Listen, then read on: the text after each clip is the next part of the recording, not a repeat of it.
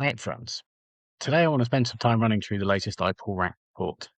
It was all based around zero-click search behavior, but unearthed some really useful pieces of information for publishers and SEOs generally.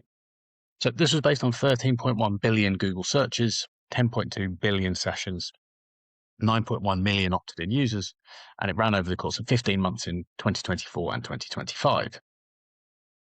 The core 8 things they found: that 47% of searches end without a click. Zero click has risen relatively slowly, almost entirely from organic, up just 2.6 percentage points. 86% of clicks go to a site the searcher never named, so discovery-led clicks, not navigational, which we will come on to. Google answers about 30% of Wikipedia's would-be searches before anyone clicks. In English-speaking markets, mobile clicks are more ad-prone than desktop, and you really need to understand the market that you're in as an SEO and a marketer. And I think one of the most pertinent publishers is that Gen Z zero-click at a significantly higher rate than the 55 to 64-year-old group. So breaking these down and why they matter, nearly half of searches now went without a click, 47% of these 10.2 billion in fact, and under a quarter involve a second click, a return, or a reword. Only 2.1% of these per event went to a paid click. So zero-click is very much an organic problem at this point. But it is rising slowly, just 2.6 percentage points up over the last 15 months. December of 2025 was the highest zero-click month on record. According to the latest random Datos report, June of 2026 was the highest on record, so clearly it is still going up, but slowly. And we know that the loss of clicks have come almost all out of organic search. The ad clicks did not move, according to this data. Organic click share is down 2.8 percentage points over the same window, but paid click share remained flat across the same period. Users are 25 times more likely to click organic than paid listings, but that likelihood varies significantly by age. And this is, I think, the most pertinent thing, is that only 14% of Google clicks go to a site the searcher named. So the other 86%, which is of the course of 5 trillion plus queries each year, an enormous sum. And this reframes search as less of a navigational engine and more of a discovery engine, which is really important when you consider the top, middle, and end of the funnel, particularly for informational-led sites.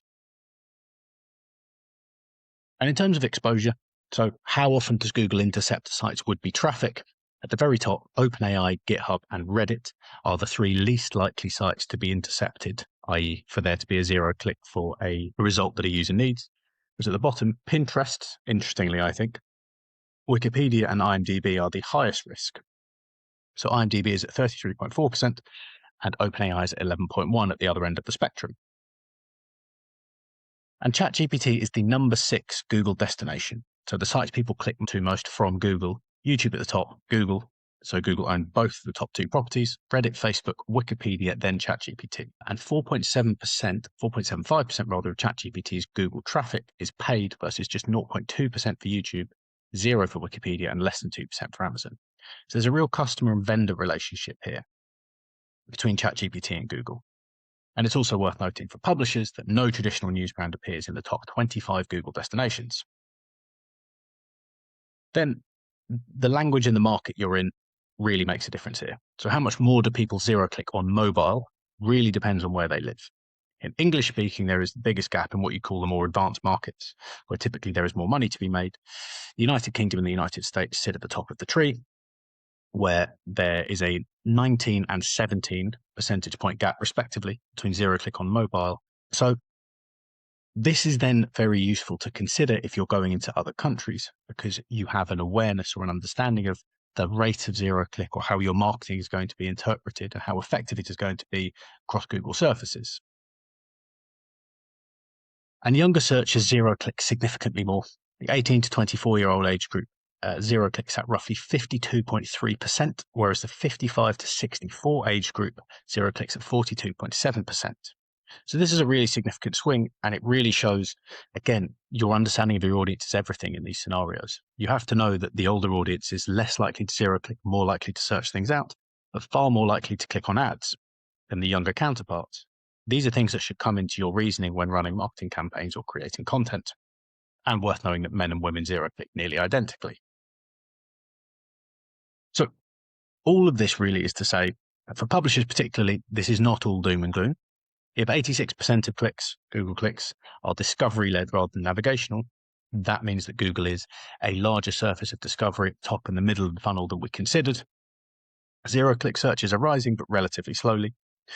Your exposure rate at a content type and content category level really matters. Live sports have the highest exposure rate of any query type to zero clicks because Google's widgets and SERP interfaces are so advanced in this area. No traditional news brand appears in the top 25 destinations. So news brands and publishers are not what they once were within search and for people. But there are still areas that defend a click particularly well. Opinion, community, proprietary data, and first-hand reporting were all fairly resilient. And it's important that you're able to measure exposure by query type, not just have a singular rule for zero-click across the site, because things differ really drastically. And this is what we do. We work with publishers across AI, the future of search, their risk and resilience, and all things audience related to help you come up with strategies to better solve these scenarios for you and your audience in the future. If we can help, please do let me know. Send me a message on LinkedIn or Substack or by email. You always know where to find me. Hope that was useful. I'll speak to you all soon.